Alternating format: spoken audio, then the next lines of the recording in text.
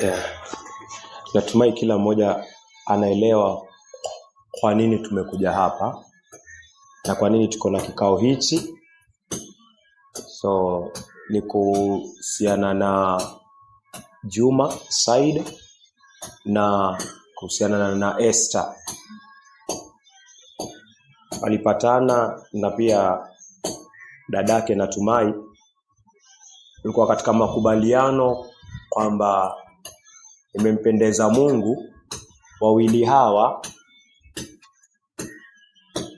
wapatane tena kwa njia ya kibibilia.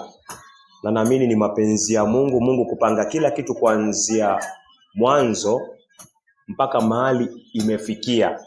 Yaani unaona tu ni Mungu amepanga kuanzia mwanzo na mpaka mahali imefikia. Sasa ni jambo ambalo lenyewe lampendeza Mungu, liko mikononi mwa Mungu. Mungu mwenyewe analiongoza. So sisi tuko mahali hapa si kupanga chochote ama kutoa uamuzi kwa lolote, ila tu kwa kufanya kila ambacho Mungu anataka kifanyike kwa hawa watu wawili. Ngapo ni vyema kwa changio ya kufanya mapenzi ya Mungu.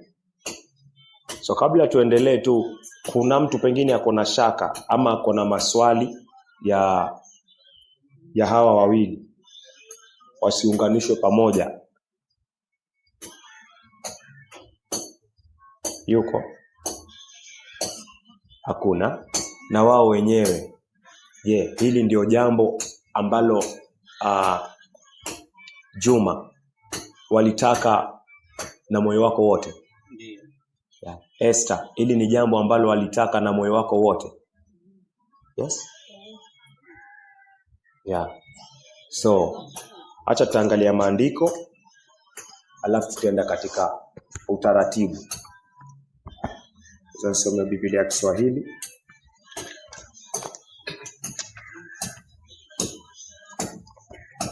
Mwanzo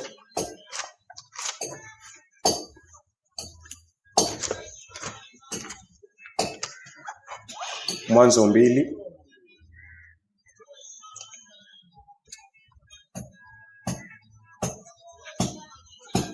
Mwanzo 2 mstari wa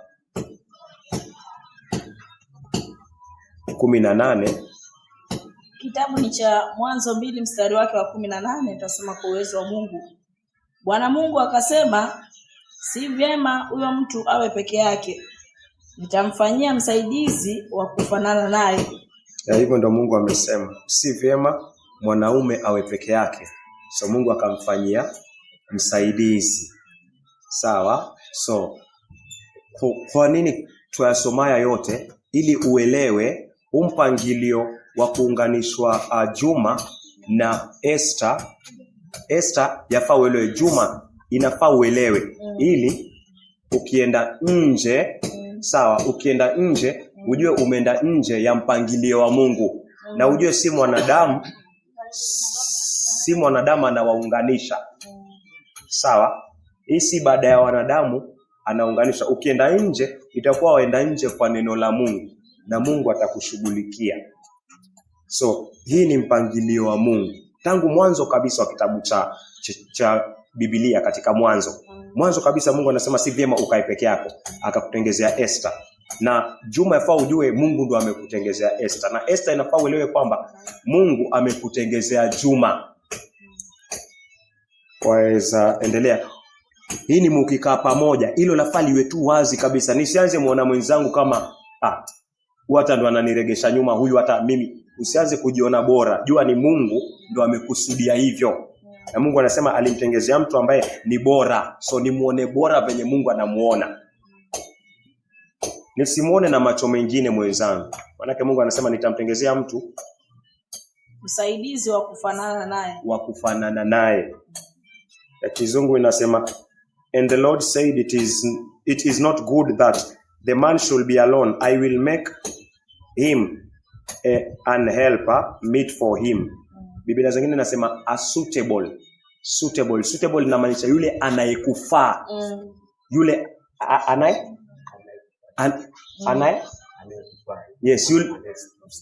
Yes, yule anayekufaa ama yule anayekustahili. So nisifikirie lengine hapa, nikikaa ndani ya ndoa nijue huyu ndo Mungu amenitengezea, huyu ndo ananifaa na huyu ndo ananistahili. Tusisikie kitu kama mimi naona yule anistahili. Sasa itakuwa toka katika maandiko. Na kama watoka kwa maandiko, mbona hapo mwanzo ulikubaliana kuunganika na haya maandiko? Waelewa? Ikiwa nimeamini kweli yafaa niunganike naye, ikiwa umeelewa yafaa unganike naye, na ni neno la sema hivyo, basi inafaa pia ukubaliane na neno kwamba yeye ndio anayestahili na anayekufaa. So kesho usije mkutano mwingine useme yule hanifai. Maanake hapo mwanzo ulikubaliana kwamba Mungu alimtengezea mwanaume mwanamke, si ndio? Na akasema huyu anakufaa, na mwanamke pia akaambiwa huyu anakufaa. Sasa hakuna kitu katika ndoa kama huyu hanifai. So hii itakuwa ni unafiki. Sawa, kwa sababu nikikubaliana Mungu amenitengezea huyu anayenifaa, nikampokea kwa sababu Mungu ametaka nimpokee, basi kusiwe tena siku nyingine niseme yule hanifai tena. Itakuwa ni unafiki, kwa sababu hapo mwanzo ulikubaliana kwamba huyu ananifaa, na kama anakufaa ndio maana ni ubavu wako, na mkakubaliana katika kikao hichi, mkae pamoja kama bibi na bwana. Kama hakufai basi hiki kikao hakingekuwa. So ina maana nimekubaliana kwamba ananifaa. So kesho kusiwe na anifai. Ni kufaa mpaka mwisho venye Mungu amesema. Wacheka Juma. Ya hivyo ndo Mungu anasema, Umefurahi?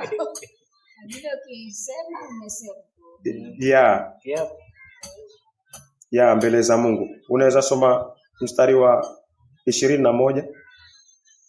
2:21. Unaweza soma 20?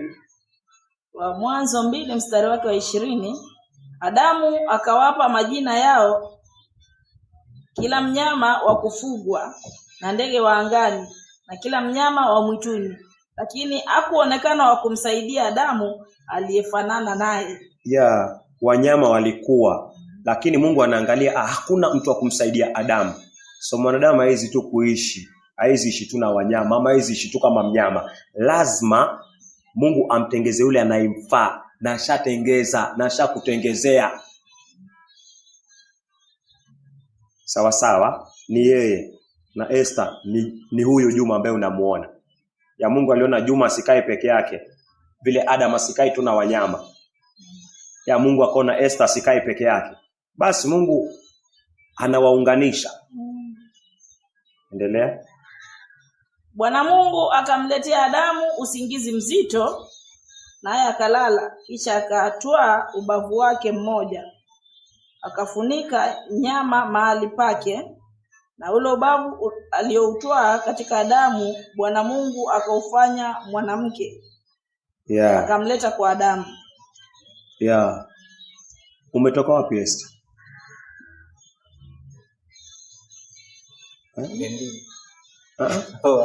Umetoka wapi?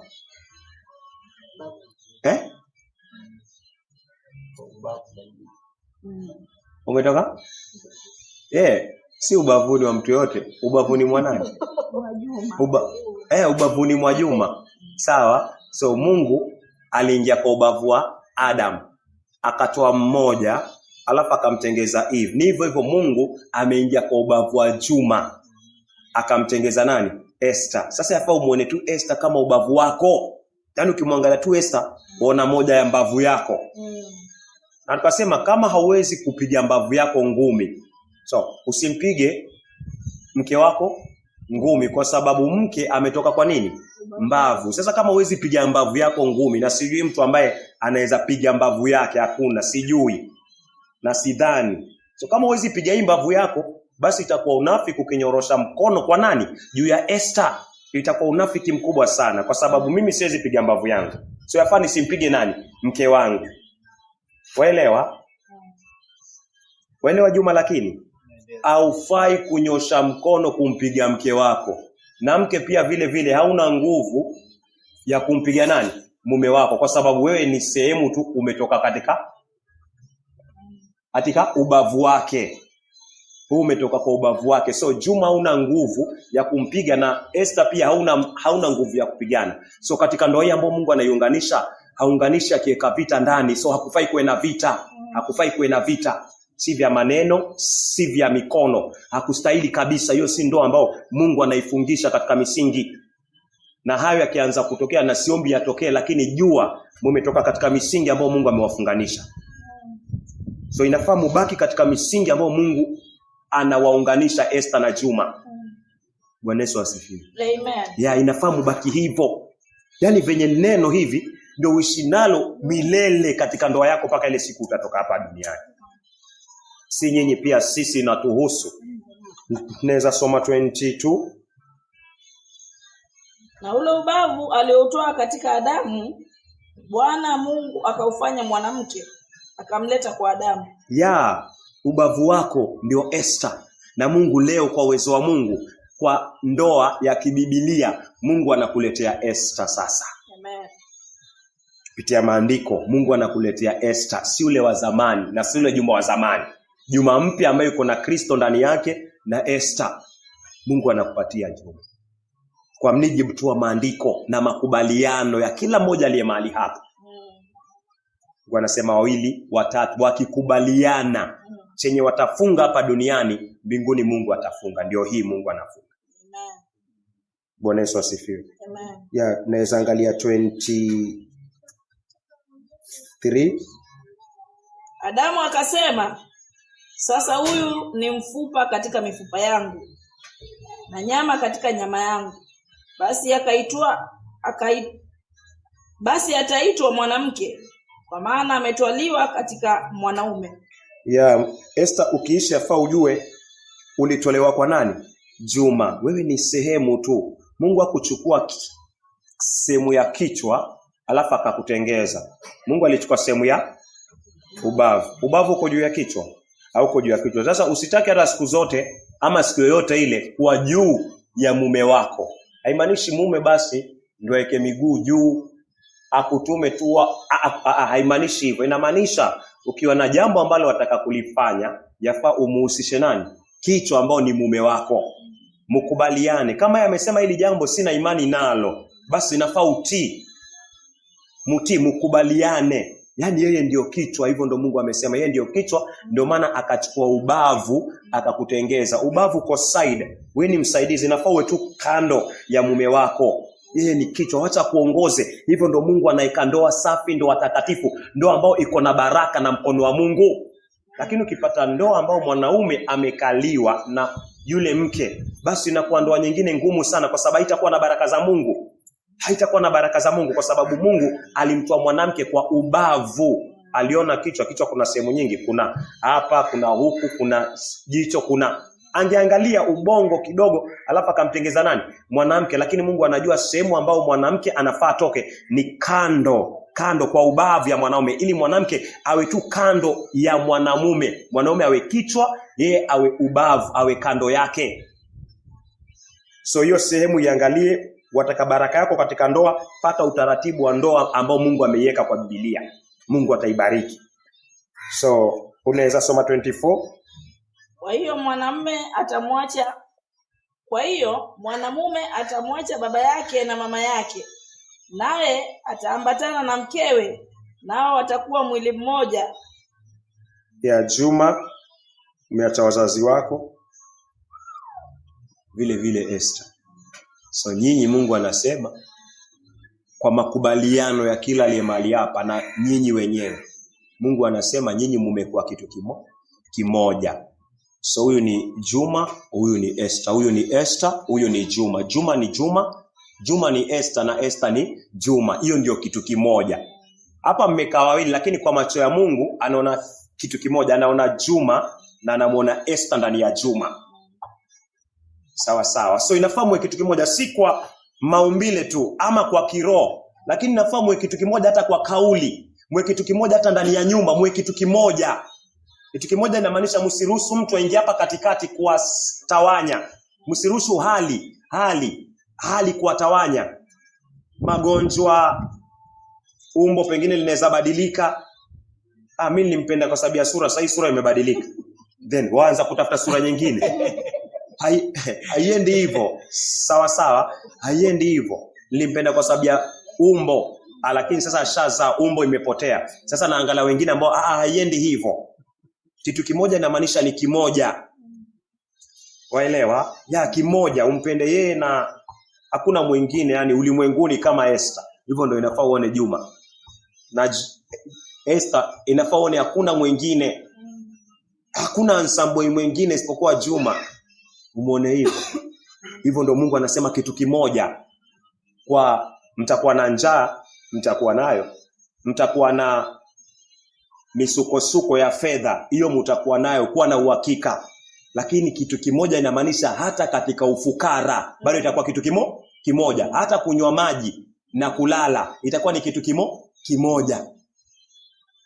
Hata katika magonjwa, hata katika hali yoyote ile ya dunia hii, Mungu anasema inapaswa mubaki kitu kimoja. Usijione bora zaidi ya mke wako, usijione bora zaidi ya mume wako. Kitu kimoja ni kimoja. Kila mmoja ajue nafasi yake. Na hata mtakuwa na shida kiasi gani, na hata jirani atajua. Ni kwa sababu mumetambua ndoa ya kibiblia venye Mungu ameipanga tangu mwanzo ni kitu kimoja. Na hivyo ndio Mungu anataka. So fikia hapo, kuna kitabu kingine tutasoma, tutavalishana pete, haina mambo mingi. Waweza piga picha.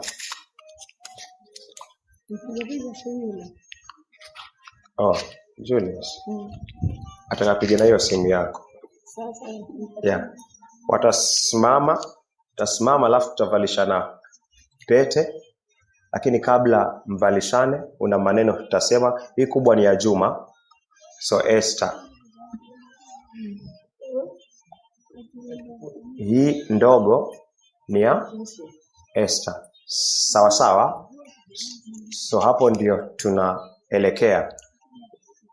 Juma, una maneno utasema mbele za Mungu, na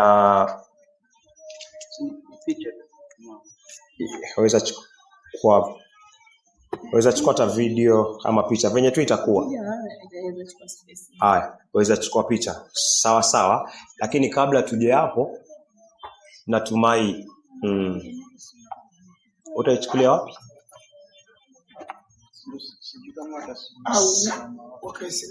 Ama tutasimama pale. Sawa sawa. Lakini kabla hapo, waweza ondoa ile shati. Kabla hapo, itakuwa vyema tusome hii kitabu ya Marko. Hii kitabu ya Marko, unaweza nisomea Marko.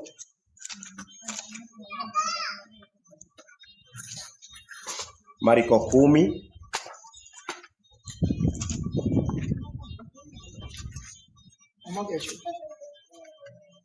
Marko 10. Waweza anza mstari wa 6. Marko 10 mstari wa 6.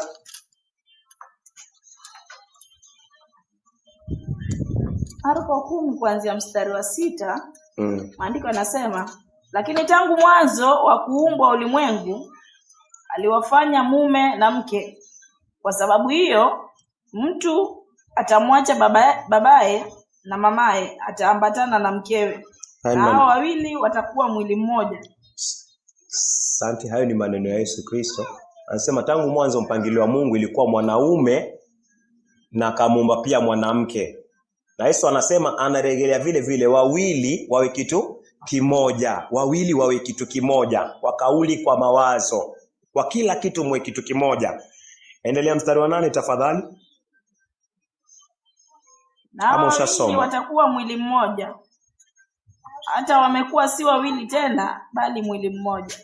Si wawili tena, bali mwili mmoja. Mstari wa 9. Basi alichokiunganisha Mungu, mwanadamu asitenganishe. Rejelea tena. Basi alichokiunganisha Mungu, mwanadamu asikitenganishe. Hivyo ndio Mungu anasema. Alichokiunganisha Mungu. Mungu anaunganishaje Juma na Esther? Mungu anaunganisha Juma na Esther kupitia neno lake. Kupitia kile ambacho wewe mwenyewe umekubaliana katika moyo. kupitia kile ambacho Esta umekubaliana katika moyo. Alafu neno linasomwa kwa uwezo wa Mungu. Alafu mnakubaliana na hilo neno kuwa kitu kimoja, vile Mungu amesema mwe kitu kimoja.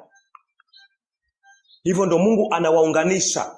Na hivyo ndo Mungu anasema pia mwanadamu yoyote asitenge kwa mawazo. Mwanadamu yote asitenge. Mtu yote asiingie katikati ya Juma na Esta kuwatenganisha. Na najua hakuna mtu anawazo kama hilo hapa. Lakini shida zinaweza ingia katikati. Usiruhusu shida ziwatenganishe. Usiruhusu udhaifu wa mke wako, mume wako ikutenganishe. Usiruhusu. Hivyo ndo Mungu anasema. Na mtu asitenganishe kila ambacho Mungu amefanya nini? Amekiunganisha. So nisione shida niseme sasa mimi najitenganisha. Then wewe sasa utakuwa chini ya hasira ya Mungu na utakuwa chini ya laana ya Mungu, na kuna mahali utafanikiwa duniani na hata mbinguni au utafanikiwa. Manake wewe sasa umesikia neno, umelijua, na Mungu anakuunganisha kupitia imani ya hili neno lake ambao ni yeye. Alafu sasa yafika mahali mimi nasema huyu mwanamke simtaki tena ama huyu mume simtaki tena. Mungu anasema wewe sasa ndo umetenganisha kila ambacho Mungu amekifunga na neno lake. Then utakuwa chini ya hasira ya Mungu, Juma ama Esther. So hapa mtakapovalishana pete ni hakuna kurudi nyuma mbele za Mungu. Na taona pete inamaanisha nini? Kwa nini mnavalishana hilo pete? Kuna kitu ambacho Mungu anakifunga mbele ya mashahidi. Na yeye ndo anafunga hii. So nikileta mzaa katika ndoa itakuwa naleta mzaa kwa Mungu aliyefunga hii ndoa. So inafaa uwe very serious. Ujue ni uko mbele za Mungu. Waelewa Juma? Yeah. Usiwe na kufarakana alafu tena papo umetoka. Najua huwezi toka. Sasa kwa sababu uko na Kristo, huwezi toka uende miaka 21. Huko na Kristo ndio maana ulitoka.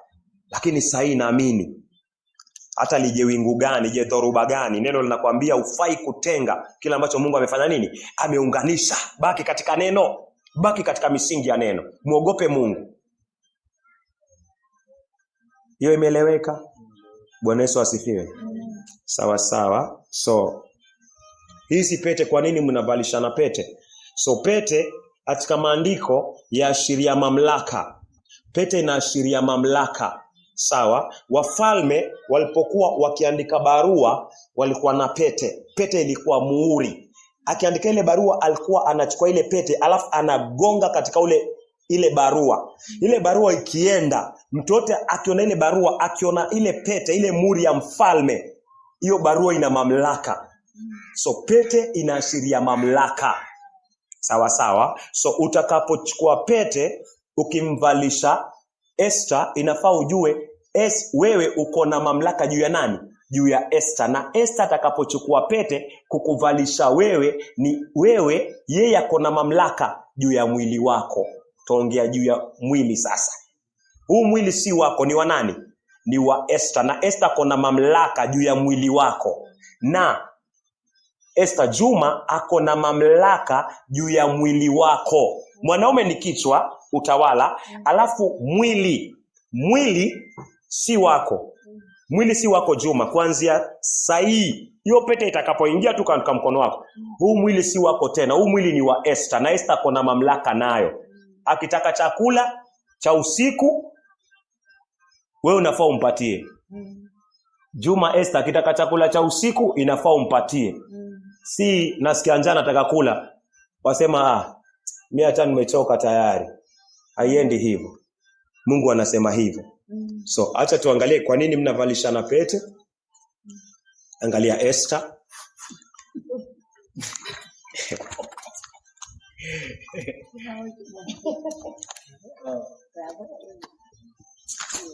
Angalia Esther 8:8.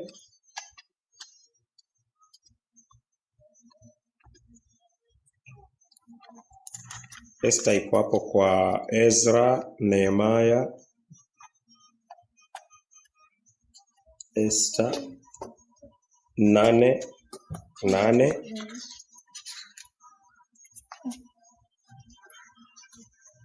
Nishikie hivi kidogo Esther. Ezra mbele. Ezra kuna nini? Mbele ya Nehemia.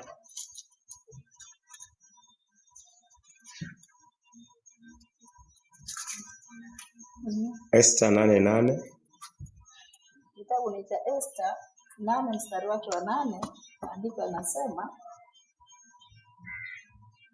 basi waandikieni Wayahudi pia vyovyote mpendavyo kwa jina la mfalme, mkatie muhuri ya pete ya mfalme, kwa kuwa andiko lililoandikwa kwa jina la mfalme na kutiwa muhuri kwa pete ya mfalme hakuna awezaye kulitangua.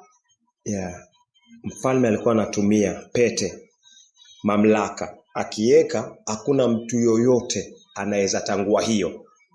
So uko na pete, utambalisha Esther kwa uwezo wa Mungu muda si mrefu. Yafaa ujue kwamba hakuna kutengana, na hiyo pete ni kwamba uko na mamlaka juu ya Esther, juu ya mwili wake. Sawa sawa, juu ya mwili wake. Na Esther utakapomweka pete Juma, inamaanisha Esther yuko na mamlaka Juma kwa mwili wako. Si kichwa kukuongoza, wewe ni kichwa, lakini mwili ni wa Esther. Yuko na mamlaka juu ya huu mwili, na hivyo. Sawa sawa. So tukiangalia Wakorintho, na tutamalizia na ile andiko. Wakorintho bado tuko hapo katika pete na tuko kwa mamlaka. Wakorintho wa kwanza 7.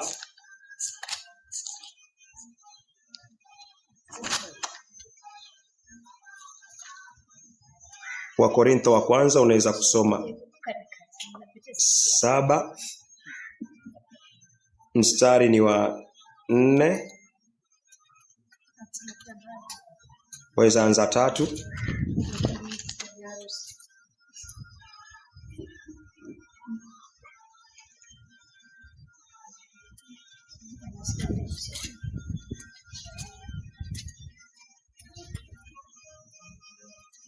Wakorintho wa kwanza 7.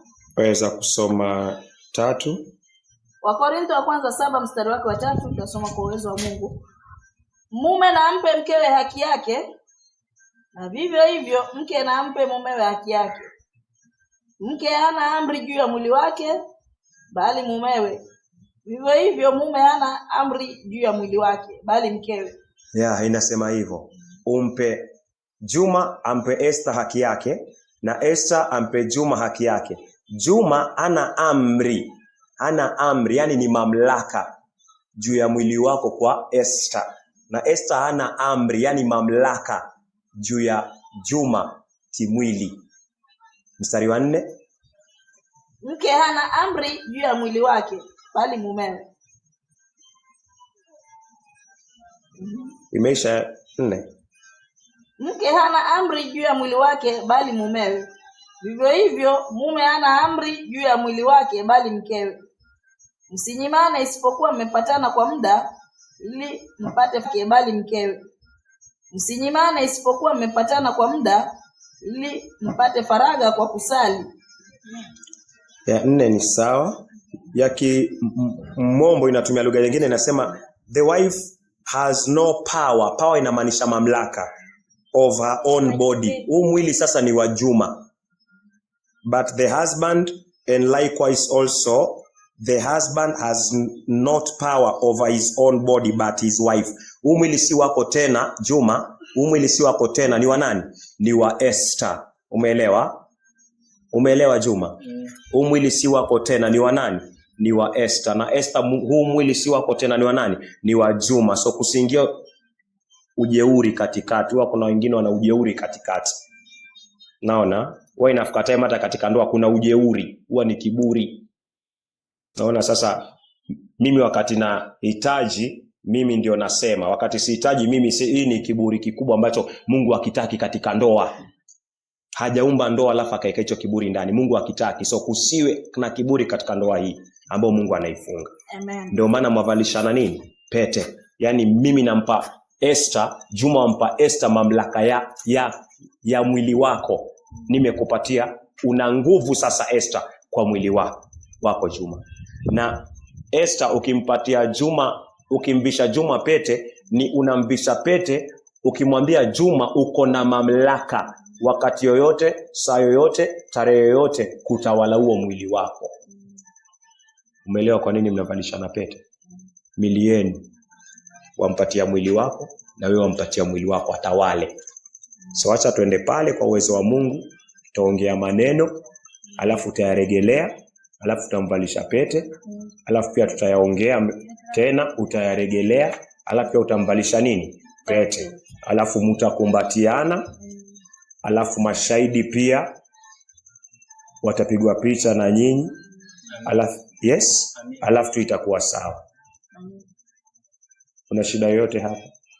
Haya, acha tuendeni pale. Mashahidi pia wakiwa nyuma itakuwa vizuri. Mali pazuri itakuwa hapa, itatosha. Hapa ni sawa. So